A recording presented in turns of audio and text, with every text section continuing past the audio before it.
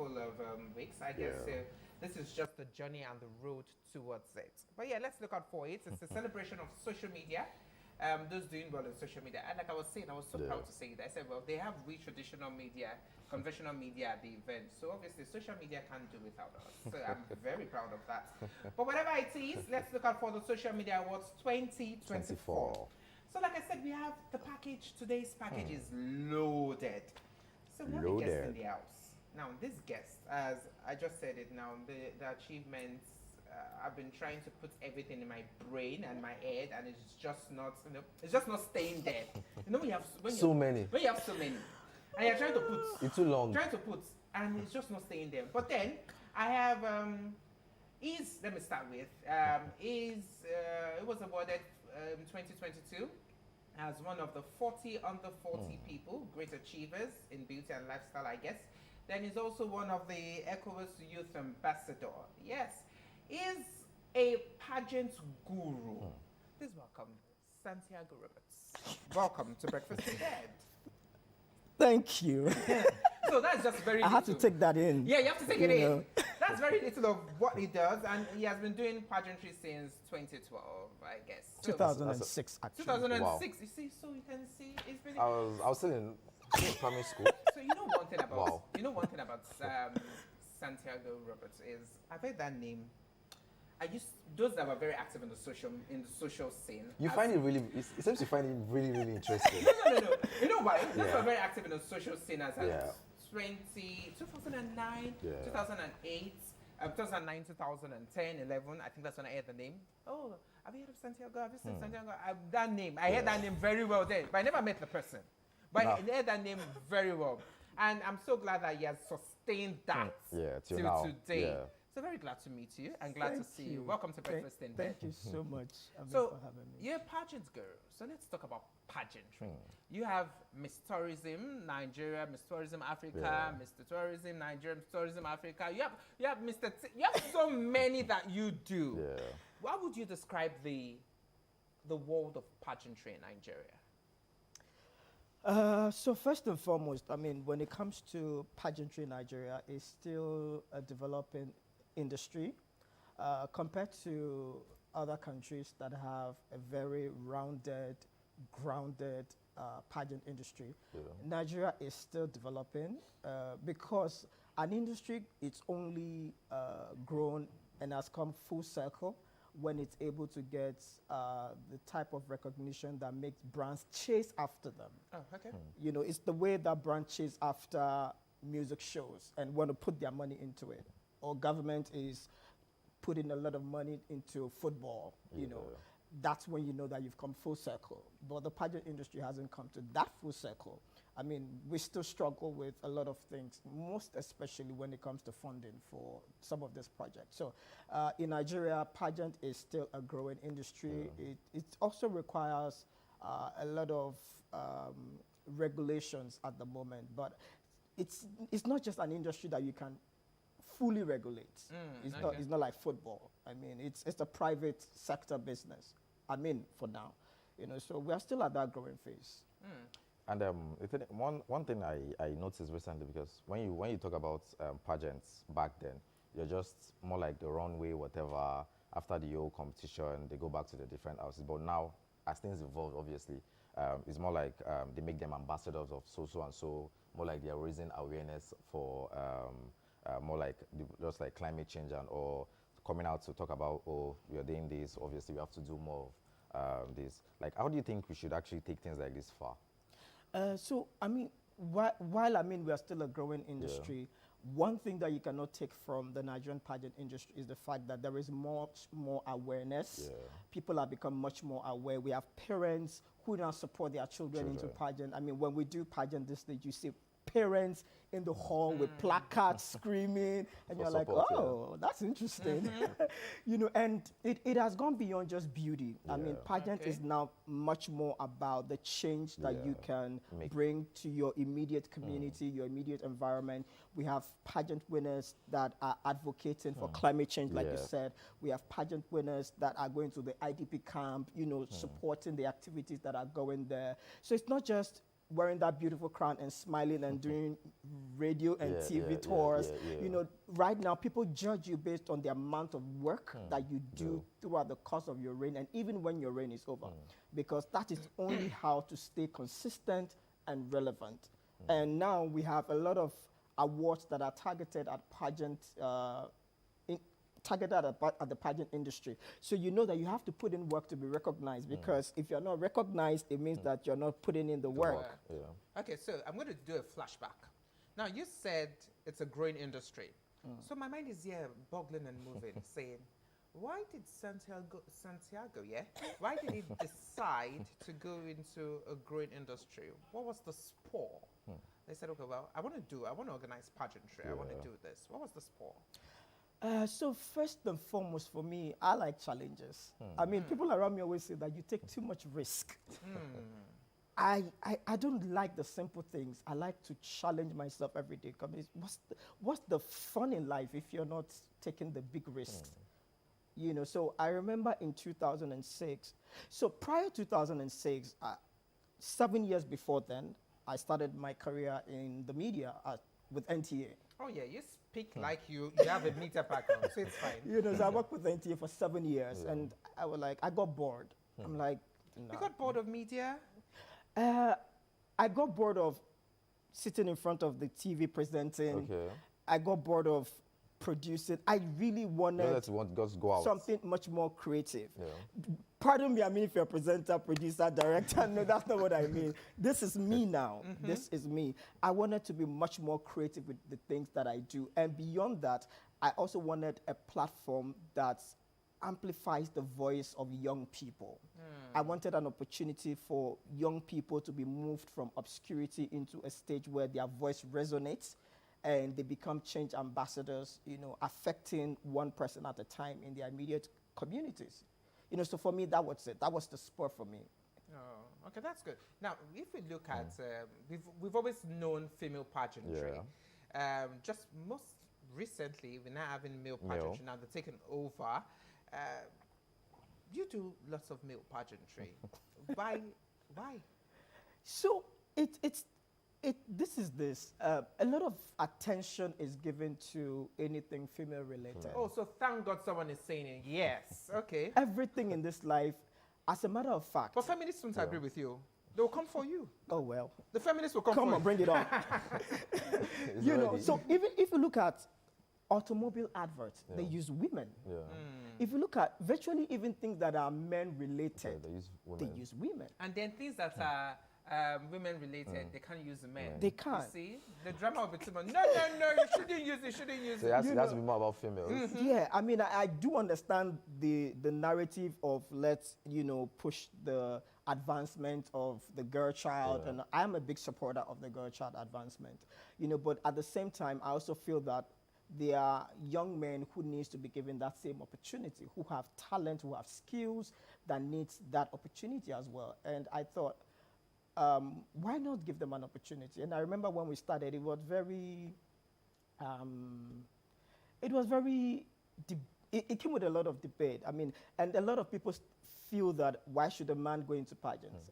You know, I remember one of the first editions when we took because people already knew us with, you know, female pageants.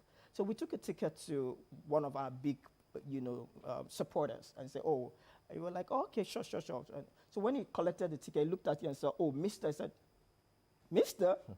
Why would I come and sit and watch men in wearing pants? And I'm not that kind of a person. I said, what kind of a person are you? I know you, of course, you obviously know what he's referring to.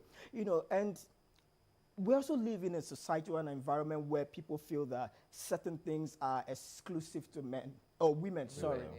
You know, but again, there's nothing like that, especially when it comes to pageantry, because the same impact that the girl can make, the guy can also make. Yeah. You know, so why not also give the young men an opportunity? Yeah, so for one who wants to be a pageant, be it male or female, so what are the criteria? Like, what are the things you look out for? It has to be this, it has to be that, blah, blah, blah. So, I mean, before now, I mean, a lot of attention was given to the physical. You know, you have to be either male or female. You had to have the beauty of face or the charm of face. For the ladies, you needed to be like size zero, you know, and all of that. But we've transitioned. Now it is more about character. It is more about impact. It is more about what's your vision, ambition, what exactly do you want to bring to the table. How impactful are you? Exactly. You know, we have our pageant is the tagline is called impactful beauty. You know, so it's not just about physical beauty. It's great to be beautiful, but like I always say, beauty will get you through the door. But when you step in, what will keep you there? It's this. Oh, okay. No, I like that. So it's beyond it's beyond the physical. Yeah. Absolutely. Okay, now I need you to be very honest because we're going to go deep. It's beyond the physical.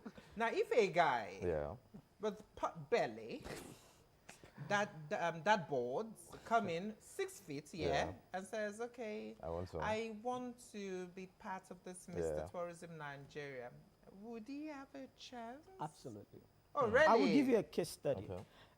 In 2002, we had one of our contestants in Mr. Universe. This is for the Mr. Universe brand.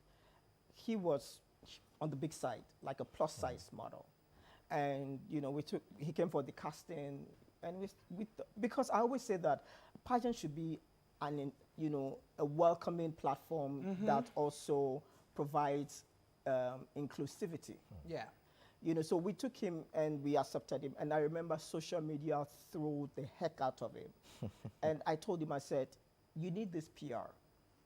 And he went through, and I constantly kept helping him to sustain his confidence, help to build. The entire team, you know, was helping him. And he won one of the titles and was scheduled to represent Nigeria at the Mr. Tourism World in Dominican Republic then. But unfortunately, because of visa issues, he couldn't go. Right now, he's one of the biggest actors on one of the shows on the cable channel, the very popular one, you know, called Covenant. Oh, okay. His name is Ayo. Oh, David. David Ayo. Okay.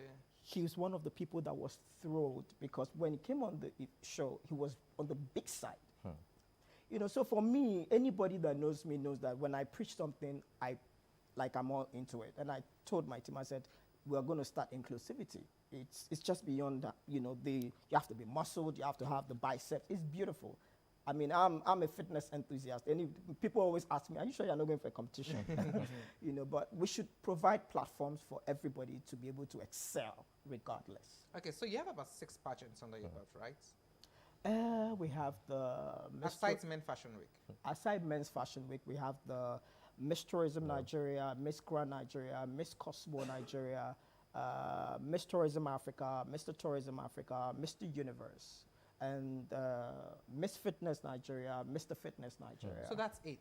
Wow. Now, how do you manage these 8 pageants, and what are the challenges you face managing?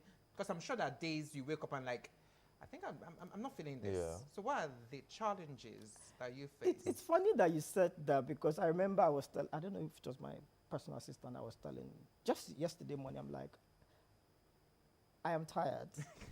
Like, why the hell are we even doing these things?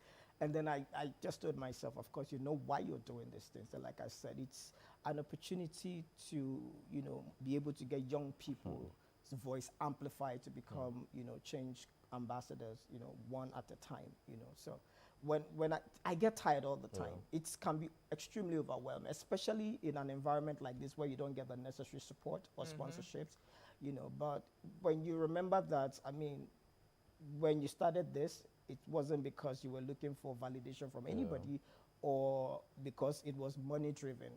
It was passion driven. You know, so when you remember that, you just have to stay the course.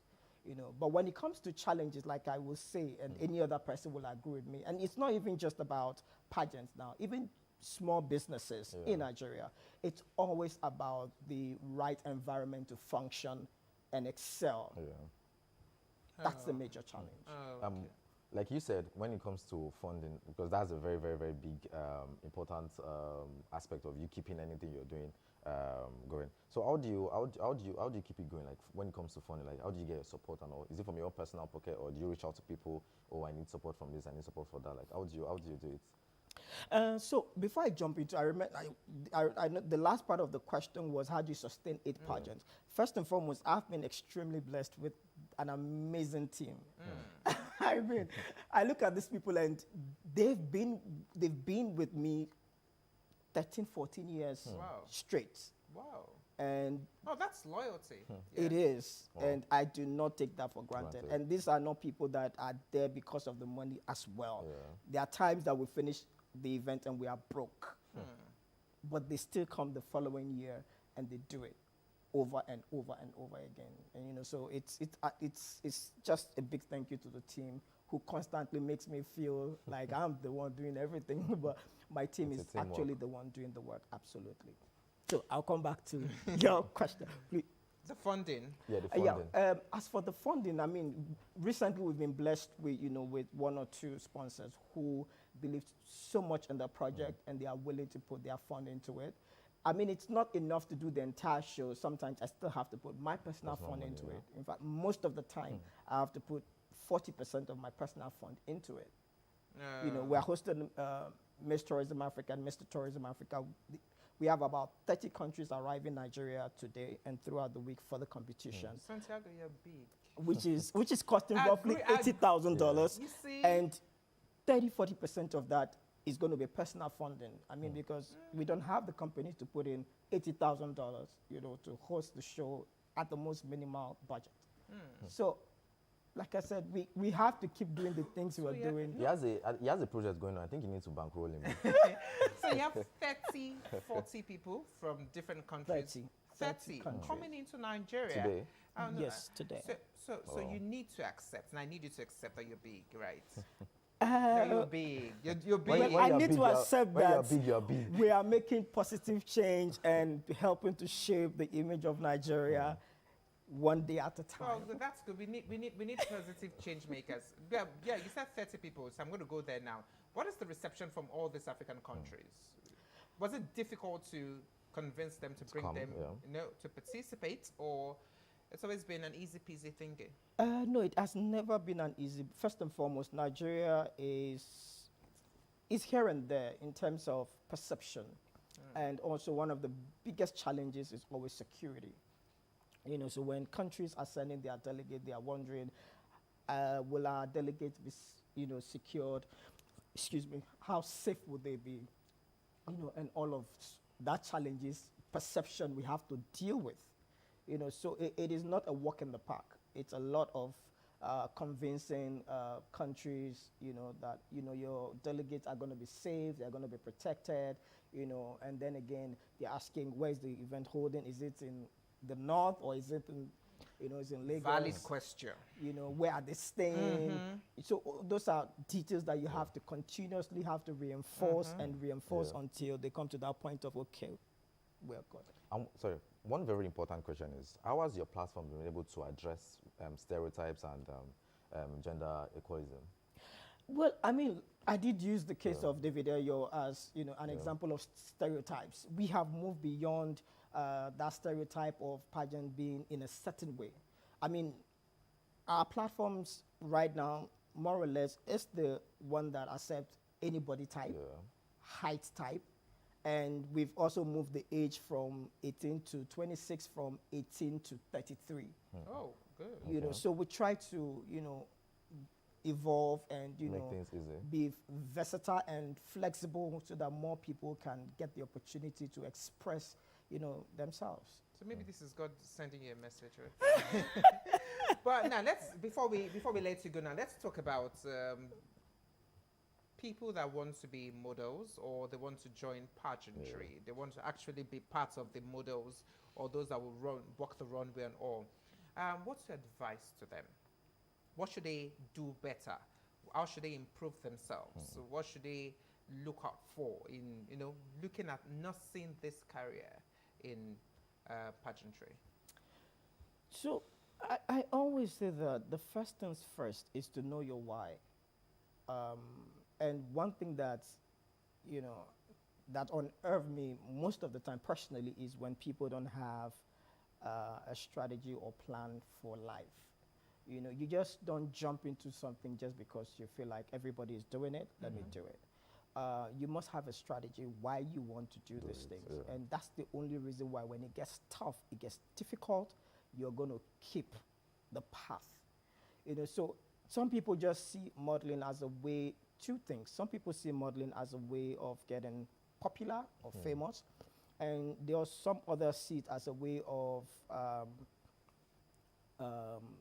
getting into the right circles for the financial benefit of it. Not financial benefit, not necessarily because you are doing the work, but you feel like this is an opportunity to meet supposedly certain people, big people. So we call them social climbers, right? But if you are coming into this, one of the first things is to, ask yourself, why do I even want to do this? What is the reason why I have to do this? Will I still be doing this after 2 years, 3 years? No matter how difficult it gets, because it would get difficult. You go for castings over and over again, you won't be picked.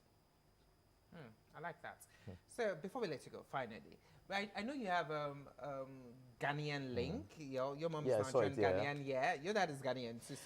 So I know you have that link. So I just want to ask about the support from home. Yeah. Has it been encouraging? Has the family always supported, or they've been like, what are you doing? Because you have a Nigerian Ghanaian mother, so maybe like, what are you doing? My mom is Nigerian Ghanaian. My dad. So the typical Nigerian woman, Nigerian mother, like, You don't shake on. what are you doing? So I know at the beginning, my mom was like, "Do you really have to do this?" Because I remember the very first early nascent stages of this event. I mean, we'll do the event and then we'll run into debt of 2-3 million, and I still have to find the money to make this payment. We're like, can those children not go and meet their family? Are you their family?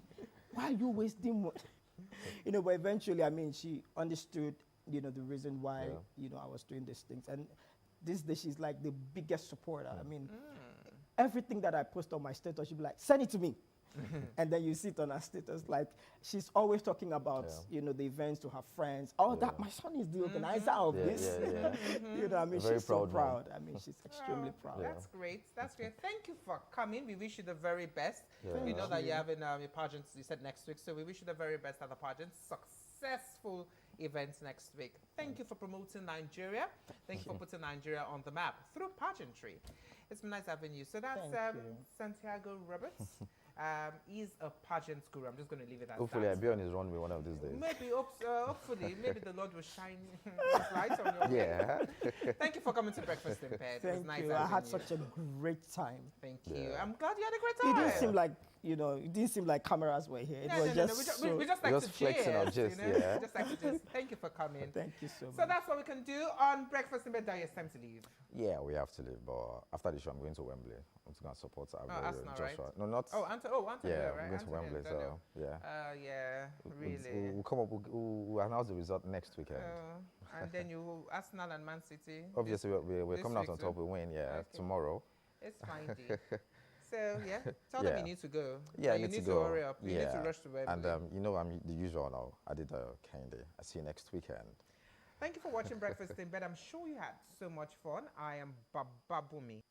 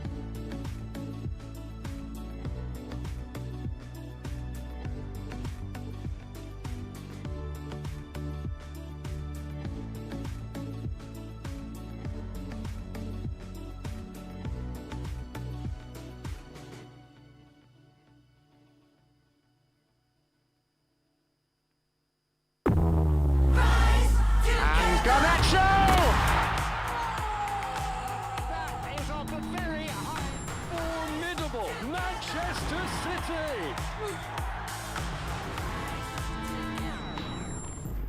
What late drama. No one marking Palmer. Stream all Premier League games wherever you are on Showmax Premier League. Available now on Showmax.